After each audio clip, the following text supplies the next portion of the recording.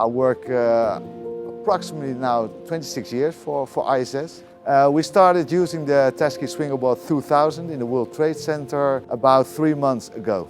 It was pretty easy starting working with the SWINGOBOT 2000 because we had a backup from Diversey. They brought a programmer to us and then it could be operational.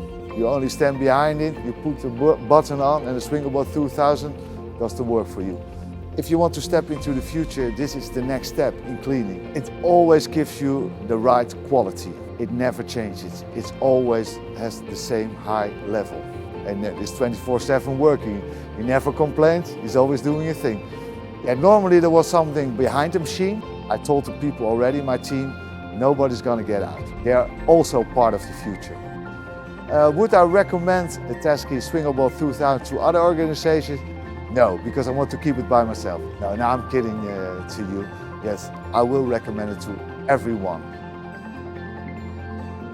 You've got Apple, you've got McDonald's, and now you got the SWINGOBOT 2000 by TASKI.